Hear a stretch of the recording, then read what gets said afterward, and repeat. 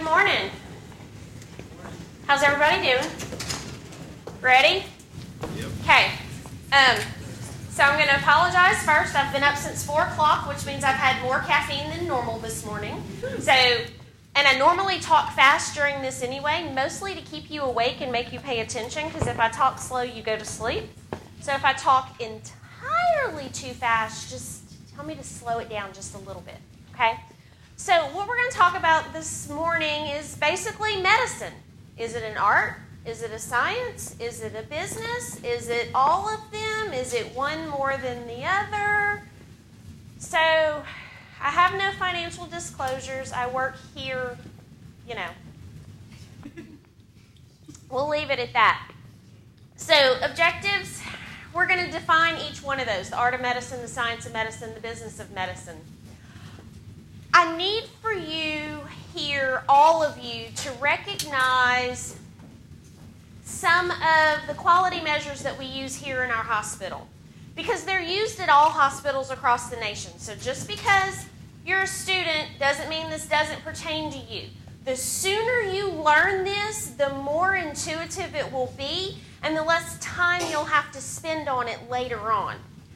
Us old folks are having trouble with some of this because we never did this before and it didn't matter a whole lot, and we're spending a whole lot of our time on this. And this third part about implementing strategies to bring balance back into the practice of medicine, this is probably going to be the one objective that I don't really meet by the end of this, but we'll try. So, what is the art of medicine? Well, what is art? It's a skill that's acquired by experience. It's based on human values and intuition, and it's the fundamental relationship of trust between patients and physicians. If you don't talk to your patients like a human being and you don't develop that trust, where are you going with this? This is what the Gold Humanism Award is all about. This is why we all went into medicine in the first place. And Hippocrates said, whenever the art of medicine is love, there is also a love of humanity. And then William Osler said, the practice of medicine is an art. It's not a trade. Not everybody can learn to do it. It's a calling. It's not a business. Not everybody wants to do this. You have to want to do this to do it. And it's a calling in which your heart will be exercised equally with your head. If your heart's not in it, you're not going to do it that well. So that's basically where the art of medicine comes in. And I think we all know this.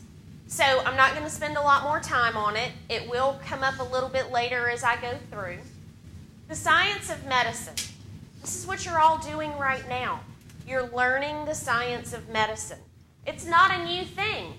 It dates back to 2600 BC.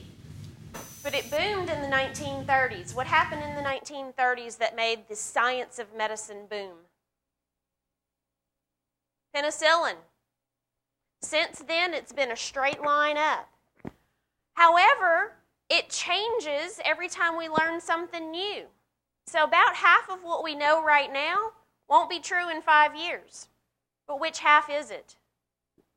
We don't know. Dr. Keith Scott has done a grand rounds for us before on basically the history of things that we have done that have actually been harmful to patients, but we've figured out that that's what happened, and so it was actually a really cool talk.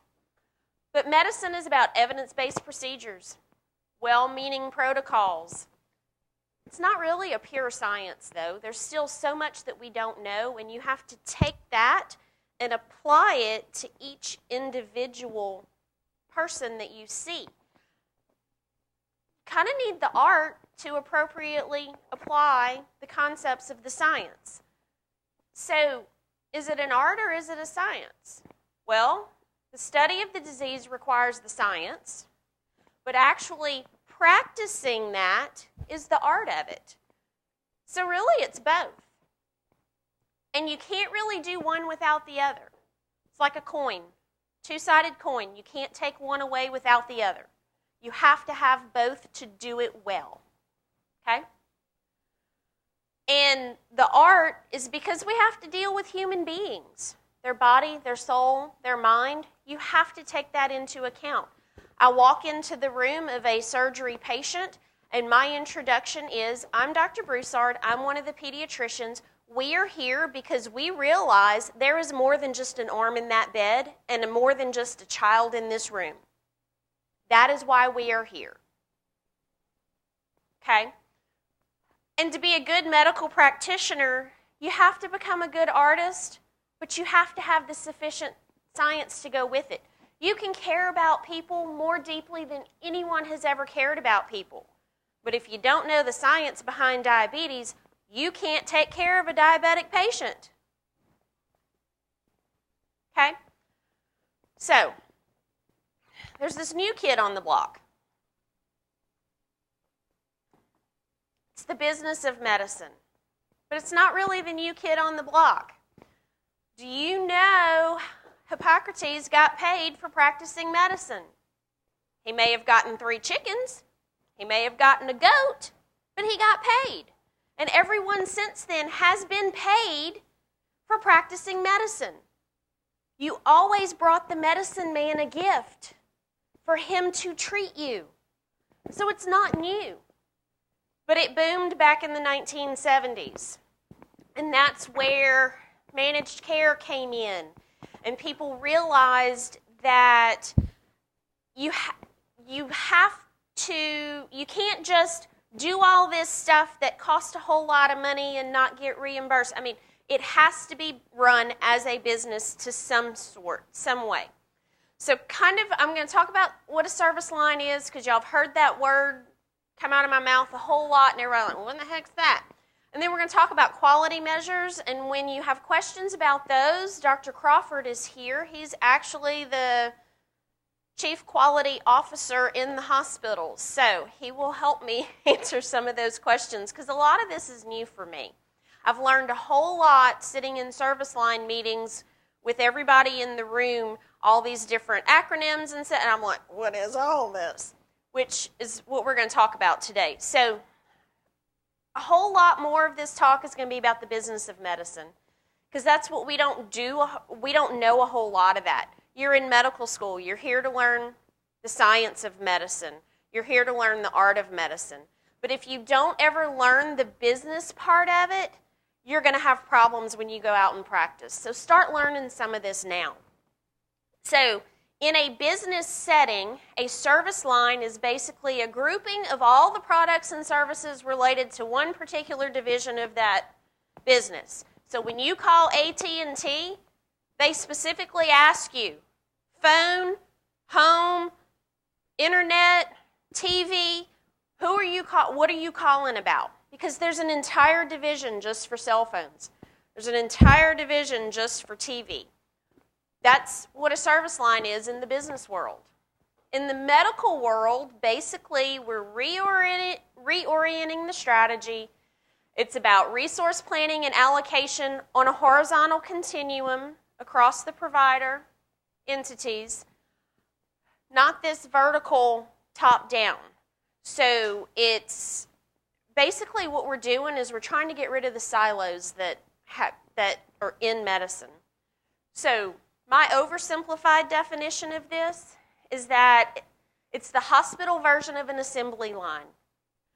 How many patients of one type, pediatrics for us, can we get through this place in the most time-efficient, cost-efficient manner without losing quality and possibly increasing quality?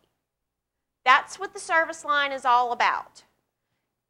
Our pediatric service line, that's what it's about. How many kids can we get through this place in the fastest way possible for the least amount of cost without losing quality and hopefully increasing quality? That's what a service line is for. So it replaces the silo-oriented healthcare. How many times do you hear registration say, not my problem? Radiology says, I don't know, call somebody else.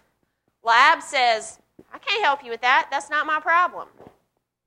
So what we do in service line is everybody sits in the same room. And when I say I have trouble getting a radiology study done on an inpatient once they hit the floor, The first thing Dr. Lewis says is, Desiree, why is this a problem? She's head of radiology. Let's fix this problem. Because if you all live in a silo, how do you get from one place to the other? How do you communicate through these thick vertical walls that are all there? It's not a nursing problem. It's not a doctor problem. It's not a lab problem. It's a patient care problem. And we need to figure out how to get the patient through the whole system. So it follows the patient's path through the care process. It's patient-centered. It's coordinated care. It's a one-stop shop for a specific set of services. The places that do this very well are called centers of excellence. How many times have you heard cancer, center of excellence, orthopedic, center of excellence? It's because they've done this. They've integrated everybody. They've made it work. This is not how we want to practice. The water is our patient. Doesn't matter which end of the boat you're in, it's our problem. We all need to work together. Questions about a service line? Okay, very simplified. So then if you look at one of the things that service lines have to do is they have to decide, are we going to continue this service line or are we not? Pediatrics falls into the low profitability category. It's just who we are. It's the nature of the beast. We are low profit. So if we are low volume, can we get reimbursed better? Well, here we're 90% Medicaid. That requires legislative intervention for us to get reimbursed better. Can the payer mix be improved? That's Ochsner's main goal for us. Improve the patient mix, the payer mix. Let's get more private insurance patients in. We can't get rid of the patients we currently have because we are the only ones that take care of them. But can we get more private pay patients? Can we get the students to bring their kids here? Can we get the residents to bring their kids here? Faculty, nurses, can we get everybody to bring their own kids here that have private insurance? Because once you do that, more people in the community with private insurance will want to come. But we have to make the conditions appropriate and desirable for people to come here. I can't take 4 hours off of work just to bring my kid to get a flu shot. That has been a problem in the past. Vicky's here. Her job is to fix that. She's the director of the clinic. It'll happen. So can we decrease cost? Why do we need to order a CBC, a CMP, a CRP? Why do we need to order all this lab on every person that walks through the door? You don't. That's what we try to teach you in morning report. Why do you want that? How's it going to help you? If it's not going to help you, don't get it. Is it a physician issue? I'd hope not. Is it a length of stay issue? Are patients staying here for 4 days when they should have stayed for 2? Well, if they should have stayed for 2, that's what we're getting paid for, 2. Why'd they stay for 4? And so then, once you answer all this, the question is, can the service be discontinued? Thankfully, we work in an academic medical center. You cannot discontinue our service line. It is required for medical school accreditation. Woohoo! We are definitely necessary. So you cannot discontinue us. So now where do we do? Well, if you flip this first volume part, so we can't change the profitability. It's really hard to do. We can change some of it, but we'll still always be low profit compared to neurosurgery and ortho. We'll always be low profit. So let's flip it to high volume. If we have high volume, then we just need to improve our profitability. And the way we do that is all the same things that I just talked about. Reimbursement, payer mix, decrease cost. What's the marketing plan? Is there a marketing plan? Ochsner has a huge marketing plan. Okay? That's one of the things they're helping us with. We never had that with the state. UH didn't have the resources for it. Ochsner has the resources for it. I still don't think it's a physician issue, and this length of stay issue is actually a documentation issue, and we'll get into that in a minute. Because, where's the money? Where's the money coming from? Where does it go? Who gets it? How do we get it? So hospital reimbursement. Somebody asked me yesterday, what's a DRG? It's a diagnosis-related group. It's a fancy word for saying if a kid comes in with bronchiolitis, wheezing, they're hypoxic, they're tachypnic, and they will probably have respiratory failure, that child should be here for 2 days, and this is how much it should cost to actually take care of them. That's what the hospital gets. However, if they just have bronchiolitis, they should only be here for 12 hours. Doesn't matter if they're here for 5 days. We get 12 hours worth of pay. So these DRGs are actually, it's payment categories that have been used. It started off with Medicare. It's been translated down to Medicaid. So it's actually documentation driven. It's a group of problems that your patient has that the insurance company says this is how much it's worth for you to take care of this and this is how long it should take. That's what we get. That's how the hospital gets reimbursed, is by DRGs. So how do physicians get compensated? Physicians get compensated by relative value units, but it's actually the work relative value unit. And that is basically the relative time and the intensity that it should take you to take care of your patient. Okay? Again, it's documentation driven. These are common E&M codes. The residents probably recognize the ones up at the top first. Those are the ones that we use in outpatient clinic all the time. So every time you do just a basic visit and you don't document any extras and Dr. Love says, why didn't you put this and that in there? I could have coded a 214. This is why he's saying that. It's an extra half of an RVU. Our clinic docs, our clinic RVUs are worth about $40 a piece. So those 2 extra clicks on your chart that would have made it a 214 instead of a 213 is worth $20 all day long, every patient you see.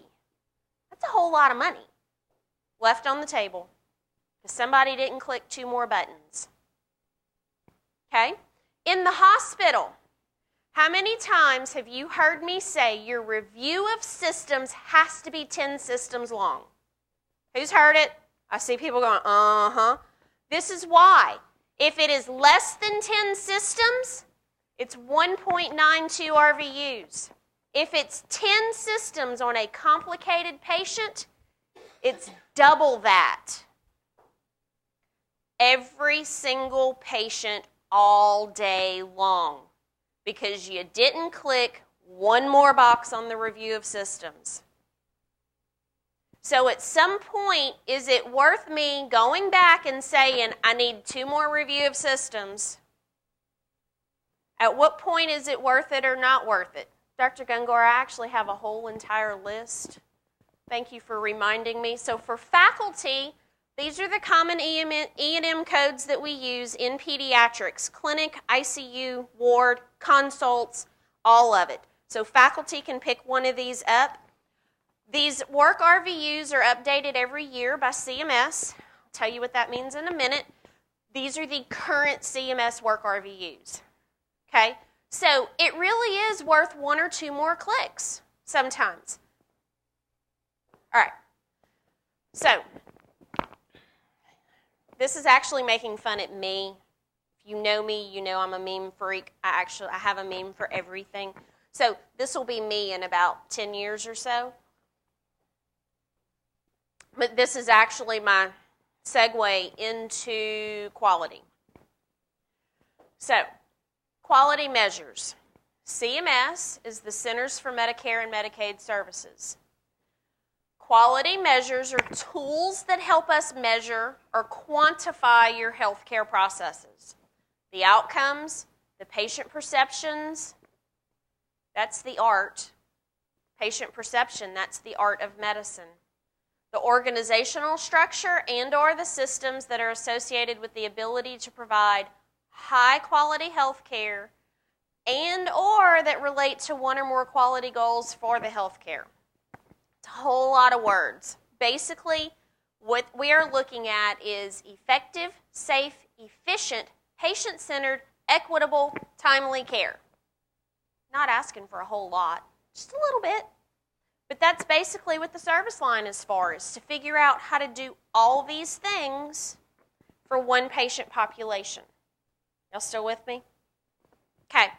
So CMS uses quality measures so that we can do quality improvement, public reporting. Public reporting is huge. I'll tell you about that in a minute. And pay for reporting programs. So this is the alphabet soup that I have had to learn sitting in service line meetings. I hear RAMI. We got to improve our RAMI. Our RAMI's awful. If our RAMI's bad, then this is going to happen and that's going to happen. We can't have that. We have to improve our CMI, that way our RAMI's not so bad. What language are you speaking? I don't know. So, what I want to do for you this morning is define each one of these. You know, HCAHPS, SIGGICAHPS. What are you talking about? So I'm going to define each one of these. I don't need for you to repeat it back to me. I just need for you to understand where each one of these fit into taking care of your patient and why it's important. Okay?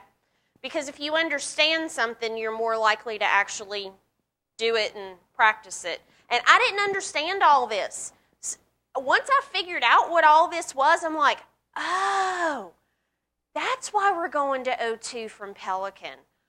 Oh, that's why they tell me I have to do this instead of that. It just all makes a whole lot more sense. So, LOS, that is the length of stay index. Anytime you see the word index, that is observed over expected. So, it compares the actual length of stay to what it should have been.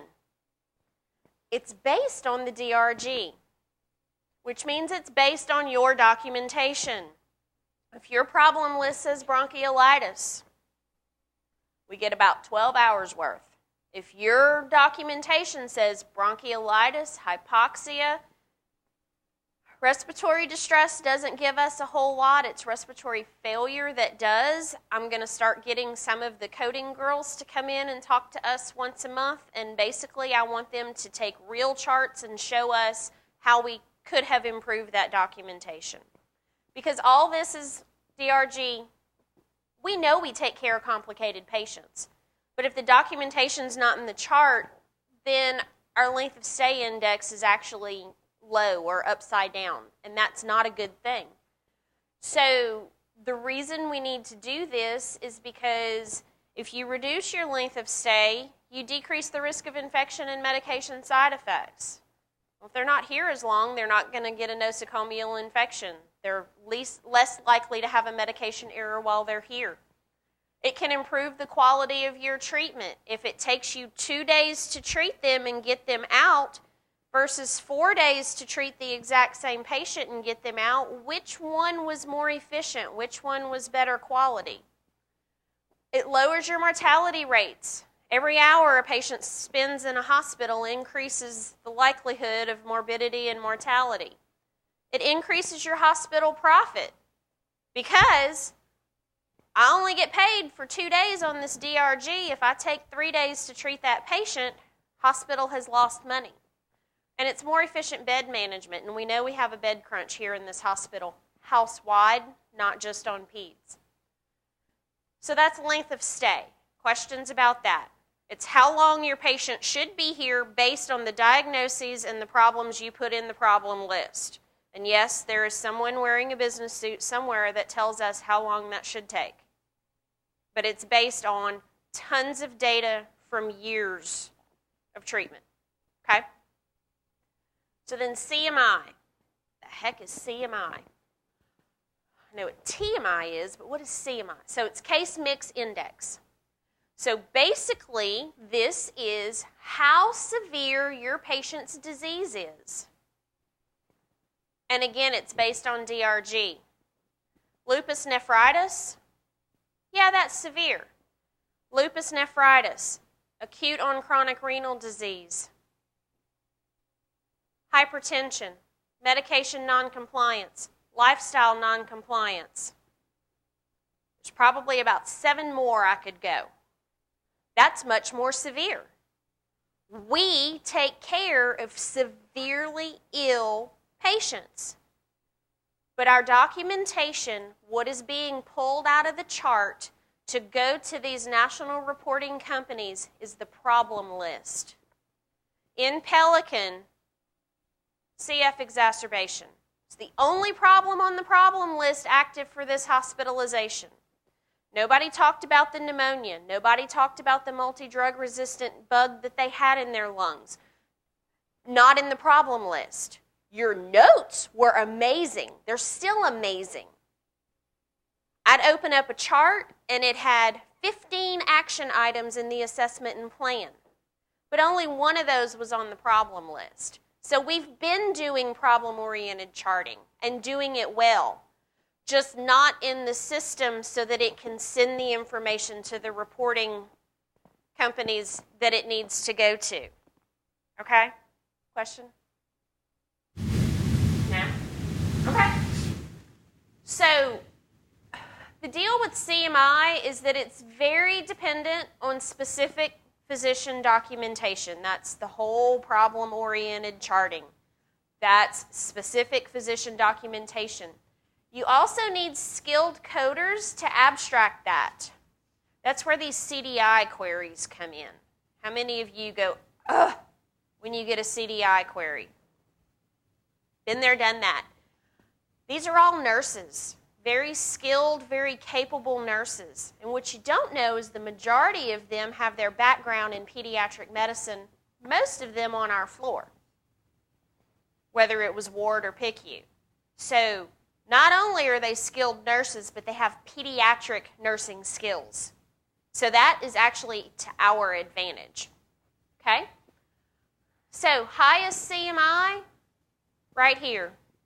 Trauma center, large capacity hospital, teaching facility.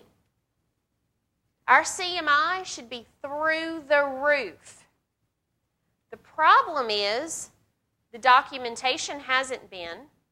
We haven't had the resources to hire a whole CDI department. So the only time that teaching hospitals have a high CMI reported is if they're privately owned and they have the resources to hire the coders and to teach the physicians how to document appropriately. So students, learn it now. You are in a teaching facility that has the resources to teach you how to do it. Because in private practice, this is all stuff people expect you to know, but nobody actually teaches it to you. Okay? So, part of what goes into the CMI is if the patient has comorbidities or complications, or do they have major comorbidities or complications. These can be chronic pre-existing diagnoses. So if your problem list says dialysis catheter malfunction, that's all fine and good, but once you add that the patient has lupus nephritis and chronic renal failure, you now have 2 major comorbidities. CMI goes up. Okay, if it just says dialysis catheter malfunction, we know they're on dialysis. We know they have renal failure, but it's not reported. Their renal failure is not in there. It has to be in there. Okay? So, and this slide and this slide actually come from the CDI department when they came and talked to us about documentation. So this is the exact same patient, charted and coded different ways. So this patient has bronchiolitis and asthma with respiratory distress and something abnormal in their lungs. Abnormal lung sound, abnormal lung something on chest x-ray. It's one of these other not specified type deals. Severity of illness is not that great, and their risk of mortality is all just 1. Bronchiolitis with asthma can be real scary. They can actually have respiratory failure, need to be on the vent. You know, this kid, documented like this, should only be here for about a day.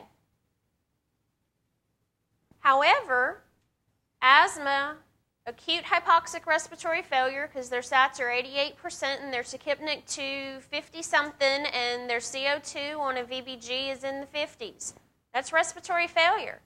And pneumonia, suddenly your severity of illness quadruples and your risk of mortality doubles and triples. So just changing the words you use and making sure that you're as specific as possible when you code makes a huge difference. And all this changes our CMI. This patient would have a very low CMI. This patient would have a very high CMI. It's the same patient. It's just documented a little bit differently. It's the exact same patient.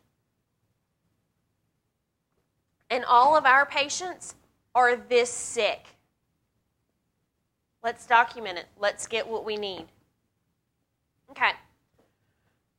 So then mortality was one of the other things that was on my list of things I've had to learn. So observed mortality is the number of people that died from their illness while they were at the hospital. Easy enough. Common sense definition. So basically, it's the number of deaths divided by the number of discharges. So that would be our mortality rate. How many people died versus how many people came in and left. That's the rate. That's the observed rate. Remember I told you anytime the word index is used, it's observed over expected. I'm getting to mortality index, but you have to know what the observed rate is. So then what's the expected rate? Well, it's based on these DRGs again. It's based on your problem list, okay? And based on your problem list, how likely was that patient to actually die when they got here or while they were here? That's the expected mortality rate. CF exacerbation, not that bad. CF exacerbation with respiratory failure, with pancreatic insufficiency, the list goes on and on. That increases your expected mortality rate, okay? So all this is hammering in your head why that problem list is important. Dr. Weinberger's in the OR. I told him his name would be mentioned once or twice. So the mortality index compares the observed over the expected. So if it's less than 1, that means more patients survived than you thought. That means you had a low number that died versus a high number that could have. So it's less than 1. More than 1 means most of the time we didn't document it appropriately because we had more patients that died than should have based on our documentation. So the number of observed over the number of expected. So our goal is to decrease the number of observed deaths. That's where quality care, evidence-based medicine comes in. But at the same time, document the severity of illness because that increases your denominator. Okay? So what is this frickin' RAMI? That's the one that just drove me crazy. Basically, you take our mortality index and you compare it to other hospitals. We want ours to be lower than other people's, which means we have to document our mortality index appropriately, or our RAMI is going to be too high. So it's hospital rates compared with national rates. That's all it is. But it's risk adjusted. So patients who had complications while they were here, we took that out. Patients that are a DNR or their palliative care, those are taken out. And here's the kicker. RAMI is calculated after the patient dies. How do you figure that out? You do a chart review. And it's based on clinical coding, which all circles back to your problem-oriented charting. Okay. So, This is actually how I feel most days. However, if your patient satisfaction scores are high, you actually get reimbursed higher. Remember I said one of the ways that we could fix our service line was to get more reimbursement? Well, hospitals that have higher patient satisfaction scores get higher reimbursement. Isn't that cool? Your patients like you, so they come back. That makes you more money too, right? If they keep coming back. And they tell their friends, and their friends come. So patient satisfaction matters. And if your patients tell you all day long how much they love you and how much they love the care they get here, how do you feel when you wake up in the morning and go, oh, it's time to go to work? Is it, oh, I get to go to work today? Or is it, another freaking day at the office? Well, if your patients like coming here and you like what you're doing, I get to go to work today, right? Most days. It's been a long week. I kept thinking it was Friday yesterday. You know. So, where do these patient satisfaction scores come from? Where do they go? There's a whole lot more alphabet in here. The Consumer Assessment of Healthcare Providers and Systems, basically CAHPS. Okay, we're going to talk about HCAHPS and we're going to talk about SIGI-CAHPS in a minute. All this comes from the Agency for Healthcare Research and Quality, the AHRQ. I hear that all the time too. And AHRQ partners with CMS, the Centers for Medicare and Medicaid Services, right? Y'all getting some of this? Okay. You just thought you learned a lot of acronyms going through med school.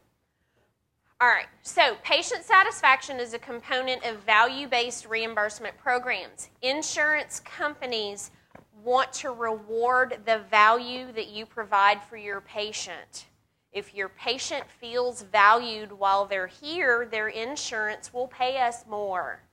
So it does matter. It looks at nurse care, doctor care, and facility environment. And the way you improve your scores is that you have to understand what's important to your patients, what the surveys ask, because it's just like in med school, if we teach you all this stuff, but that's not what's on the test, that didn't help you a whole lot. So if, you know, the instructor that doesn't know what's on the test can't teach you as well as the instructor that wrote the test. Same thing. And how do we meet our patients' needs? So HCAHPS. That's the hospital part of it, okay? It looks at the experiences within the hospital. 2 parts are about nurses and physicians. How well do they communicate and how well do they treat the patient with respect and empathy? 2 parts are about the hospital environment. How clean is it and how loud is it? Have you noticed over the last few years there's signs everywhere going, shh. We're supposed to keep the volume down. It's hard for some of us. We're loud people, okay? And then there used to be this pain management thing that was in there. However, with the opioid crisis, they took that one out, thankfully. But then the other one asks about continuous care in the discharge process. Again, nurse and physician communication for that. Yes? So they're like this, where you've got medical students, residents, and all different training levels. Are we mentioned on this? So,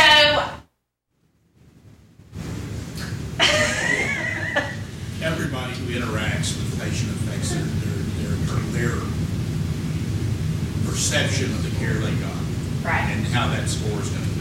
And there are some free text items on there, and so they can mention you by name. We have gotten patient satisfaction surveys back that specifically name medical student Smith.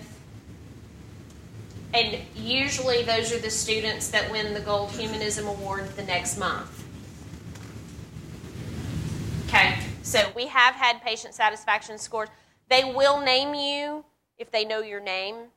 They will name the med students. They do name people. Okay? So, the physician and nurse questions that are asked. They ask about communication. So they ask, did you understand your diagnosis, your prognosis, and your treatment options? That's why I walk in the room in the morning and go, tell me why you're here. What do you understand about why you're here? And when they say, my baby's got RSV bronchiolitis, and I'm like, okay, what do those words mean to you? Oh, I don't know. So that's where you have to question back and make sure they actually understand. You spent the first 2 years of med school learning a whole new language. Now you have to take that language and translate it back down to somewhere between 4th and 8th grade level. Okay? Because if patients understand, they're more likely to take ownership of their own health. If they don't understand why you're doing that, just like I started off saying, if you don't understand why documentation is important, you're not going to do it as well as you possibly could. I'm hoping by the end of this you understand how important it is, which means you'll do it better. And I'm guilty. I am guilty. So the other part is about respect and empathy. If you lack compassion, your patients aren't satisfied and the quality of the care is not what it could be. And if your patients feel disrespected at any point in time, they are 3 times less likely to trust you and 2 times less likely to do what you tell them to do. If you don't trust someone, are you going to do what they tell you to do? And then the discharge management part of it is post-discharge care plans. Did they walk out of here with an appointment in hand? Did they walk out of here with a phone number they can reliably call to get their questions answered? Do they know when that appointment is? Do they have transportation to get to that appointment? If they don't, have you had case management help them figure out how to make those arrangements? Which provider do they need to follow up with? And is the care after discharge going to be appropriate for what they have? So how do you find our HCAHPS information? When you log on to your OSHLink account, so if you're not in the hospital, you're anywhere else, you log on to OSHLink to get to Epic, correct? Have y'all ever noticed this button down here that says Tableau?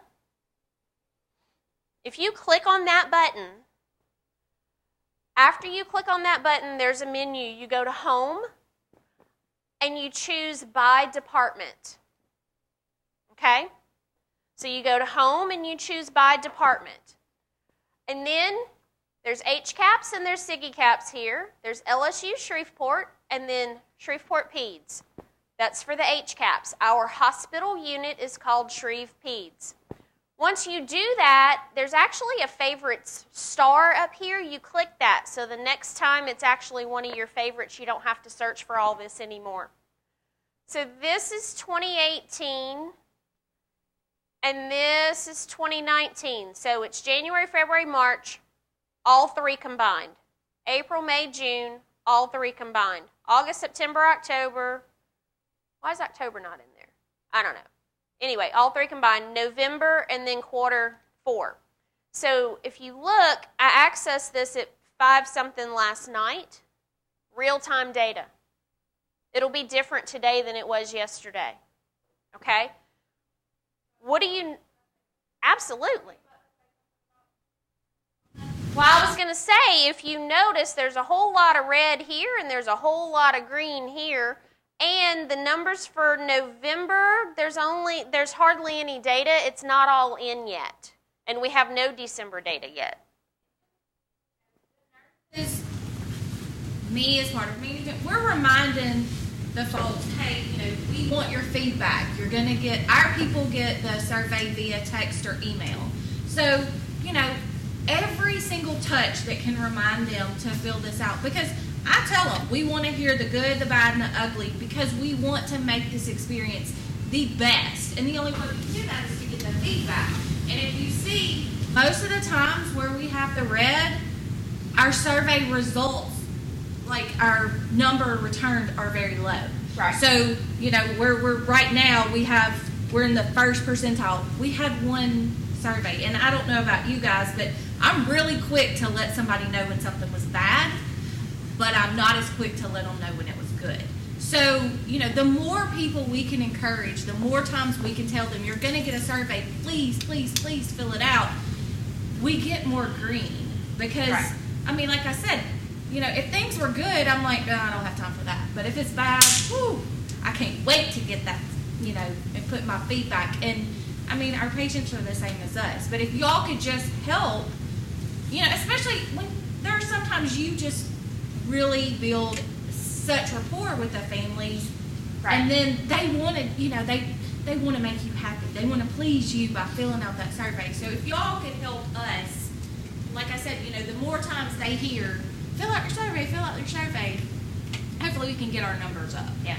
So, in med school they talk about teachable moments. One of the things this is almost the equivalent of it, my rememberable moments to tell people about this is whenever they say, we have had such a great experience, I don't know how I could ever thank you. My response is, you're welcome. This is what we do. It was our pleasure. The way you can thank us is filling out the survey whenever you get it. The other time is, this is awful, da-da-da-da. Thank you for the feedback. If you would put that in writing when you get your survey, we use that feedback to make improvements. So 2 rememberable moments to remind people to fill this out if you can't remember to tell them every time you see them. But if they're telling you something is awful, Please report it to Karen. Let me know, because we want to do service recovery if we can. Yeah. So Karen is your point person for ward and PICU. Vicki is your point person for clinic. Please let them know if you see or hear of a problem. Don't go anywhere else. Don't go over their heads. Don't go around them. Go to them. That is their job. That is why they are here. Okay, so how do we improve our HCAHPS? Well, the number one driver for us is this respect and empathy. Simple stuff. Call people by their name.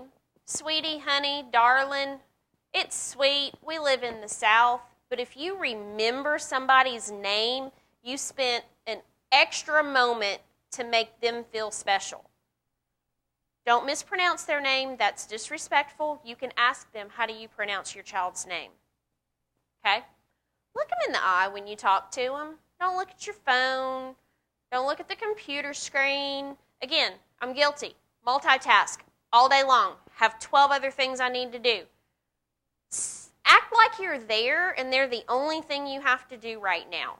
You may not have a place to sit, but I've learned the wall away from the door, if I just park myself on the wall for a little while, and never once do I do this to get up and leave until that awkward silence has happened 3 times.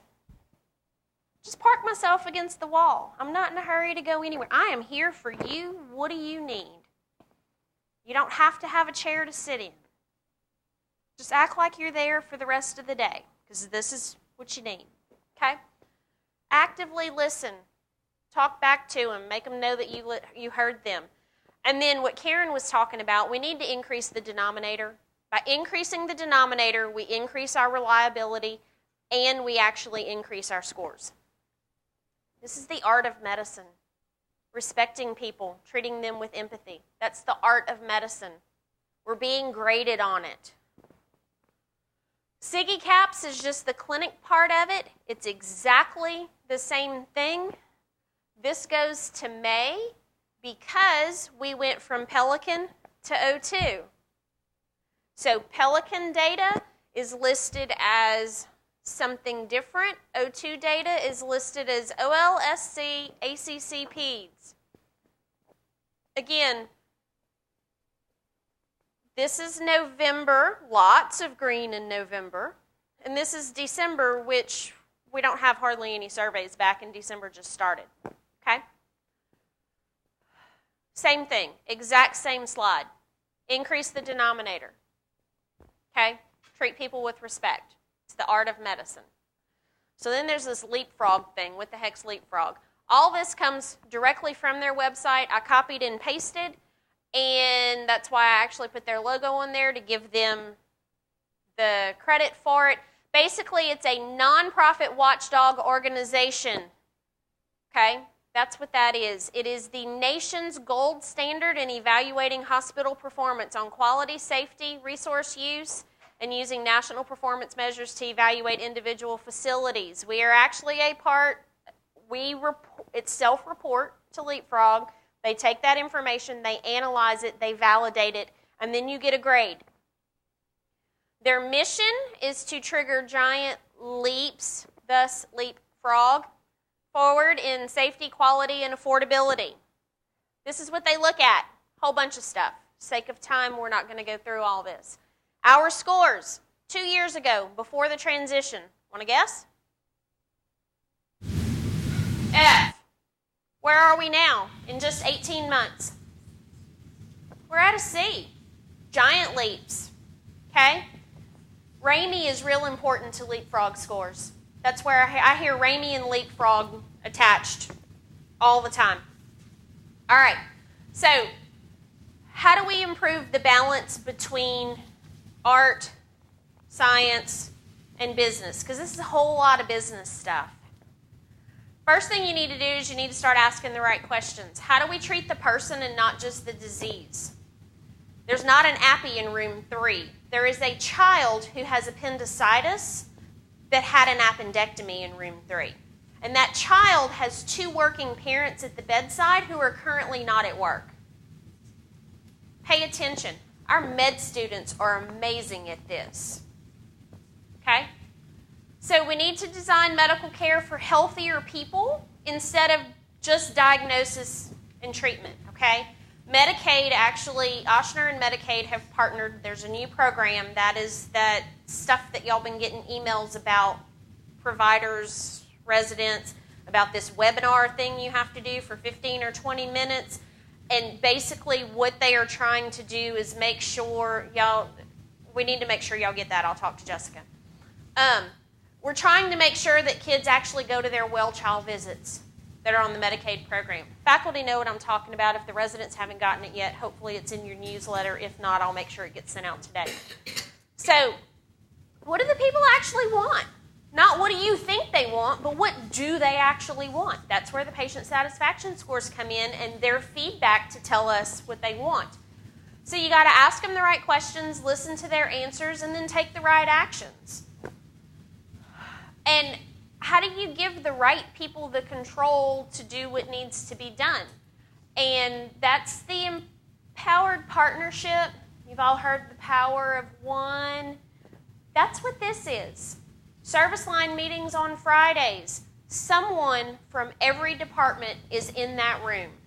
And we all work together. So we have to go from money as an incentive to time as an incentive. How much time does it take to do this? Could someone else do it instead? Ochsner wants physicians to treat patients. They want other people to do the paperwork, other qualified people to do the paperwork. They want everyone to practice at the top of their license. You are the only one that can do an assessment and plan. Other people can do your PAs. Okay, you have to know how to do them because in private practice you'll have to teach your office staff how to do them, but it doesn't take a physician to do a prior authorization. It just takes someone with some medical knowledge. There's medical assistants, there's nurses, okay? Ochsner's big on this. That's why there are so many new employees in this place that have never been here before and departments popping up everywhere. From more complex to more simple. It seems like every step of the way, everything gets more and more difficult. How can we start simplifying some of that? I am so excited about the new sedation workflow in O2. We no longer double chart anything. We used to have to put it in your note, and then you had to go to this tab, and you had to put it in there. There's none of that anymore. Everything you do is just once. So we have to figure out ways to simplify. From more metrics to more relationships. What happens as you build relationships with your patients, your metrics actually just get better. From process-driven to outcome-driven. So what's the process of doing that? Well, why don't we look at the outcome on the back end? How do we fix that outcome? How do we backtrack it and fix it from the back end? Outcome driven. and then from zero sum to non-zero sum, and basically shift from I win, you lose to we all win. What happens if the nurses walk out today?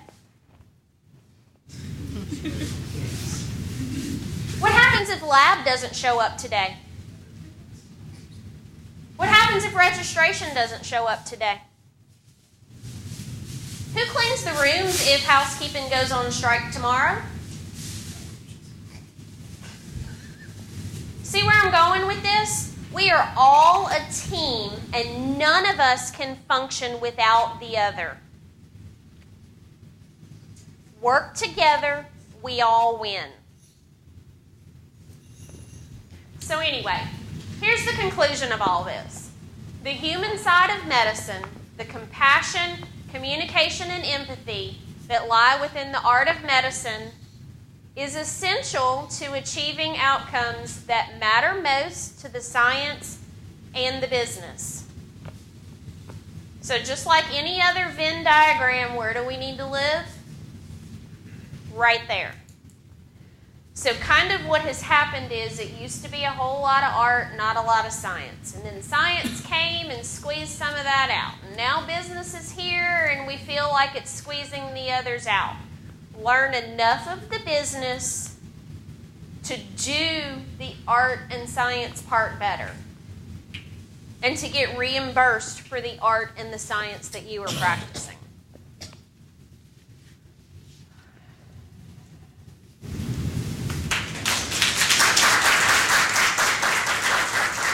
So our guests today are Karen Alford. She is the nurse manager for inpatient pediatrics. She does ward and PICU. Vicki Golahar is the director for clinical operations for maternal and child clinics. You will see her downstairs a whole lot in our clinic. And then Dr. Paul Crawford is the chief quality officer for the hospital. Any questions?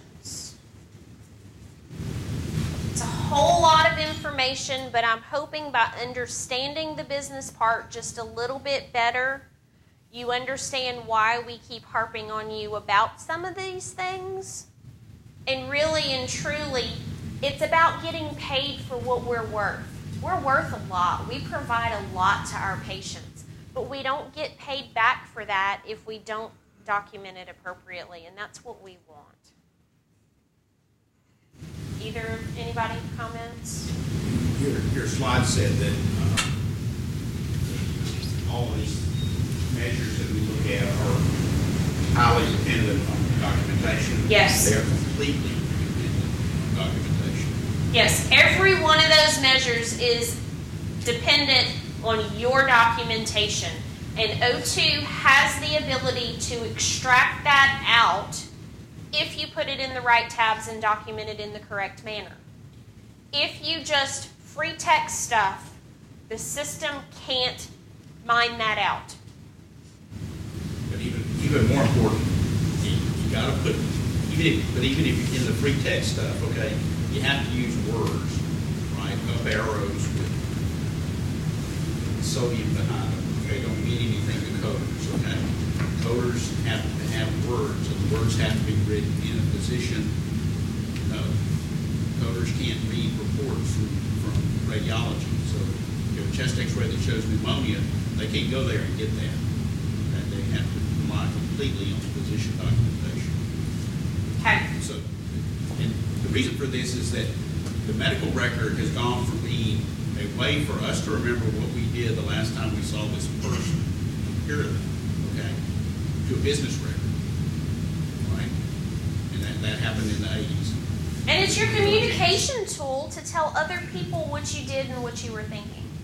Because you're not here 24/7. So if you ever need a good read, How Doctors Think, I read it a long time ago. I need to reread it. Really, really good book. Goes back to the art of medicine. And the new one I found is Back to Balance. It's actually written by a pediatrician. And faculty will appreciate this. Your salaries are currently based off of MGMA means for RVUs and salaries. The pediatrician who wrote this book is the president of MGMA. And so she talks about the business of medicine a whole lot, but how to get back into balance so that you can practice art and medicine. And she talks about other facilities, like medical facilities, that have done it very well and some of the things they've done. I haven't gotten through the whole thing, but what I have read is quite enlightening. And no, they didn't pay me to advertise those. Dr. Broussard, great talk. Is it possible within the pediatric department to have a coder to come to each section to maybe help us get better with our documentation? Yes, I will talk to Tiffany about that. Thank